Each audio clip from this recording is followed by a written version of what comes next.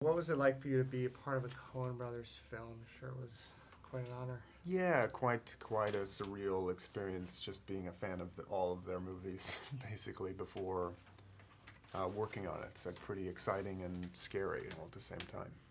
What did you learn about the '60s folk scene that resonated with you as an actor and a musician, which you are? Well, I think, I don't know, just also of that time period that it's just kind of like people, I don't want to say, it was just a little bit more, I can say less manicured in a good way, I think. I think that, people obviously didn't have the, however you view it, the internet to kind of get involved, and there's less of more carelessness in a good way, in the best possible way. And people like figuring it out, and that I think is really interesting. So your character Al Cody's interesting because he's in a way like the other folk singers striving to be authentic, but his name is not authentic. So he's not authentic to who he is. No. Which is interesting. So what was it about playing that role? Well, I think that's like something that's like inherently relatable. It's like being excited by like what's going on around you and wanting to be involved, and feeling like I don't really have the background or the maybe the talent or the I haven't really found out what I'm trying to say yet, but still like kind of dipping your toe in here and there and not really figuring out what it is you want to say. I mean, I feel like that's probably inevitable of anyone that's like does something it involves a creative process, but also like not really finding your voice yet. That's like a very awkward time to be in. The one of the great things that the Coen Brothers did in this film was letting the music breathe and letting the entire songs play out, which is really unusual. Yeah. I'm sure it was a great experience for you. Talk to me about recording the song with JT and Oscar.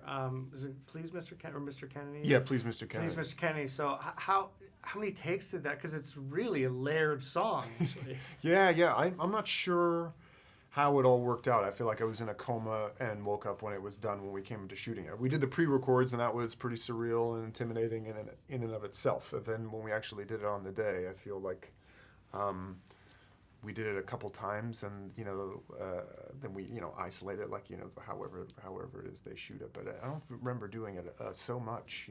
But they had a very clear vision of what they kind of wanted it to be and what they were going for, so clear on what their story is, obviously, as you can tell from watching it. So, well, Oscar's an incredible artist and musician, and you're also there with Justin Timberlake. So, what was it like for you to be with those two guys and work with them as an actor and a musician? Yeah, I mean, as you can imagine, it's like I think the only really, I was just saying this earlier, the only good thing I really did was just like not really get involved so much and try to learn and sit back as much as possible, because I don't listen to music the way that those guys listen to music, or my mind first doesn't go there. I'm just like, I feel like I love music, obviously, and love, but I just don't hear it how some people do, and that's always kind of inherently fascinating, I think.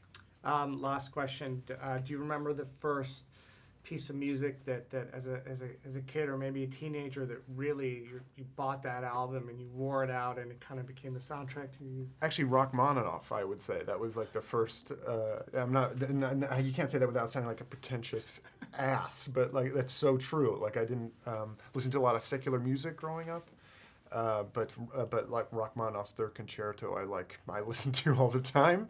This sounds so pretentious, but that's totally true. I used to like plug it in and listen to it at night, and I couldn't listen to music past a certain time, and I always fall asleep, and the headphones would come out and blare piano music all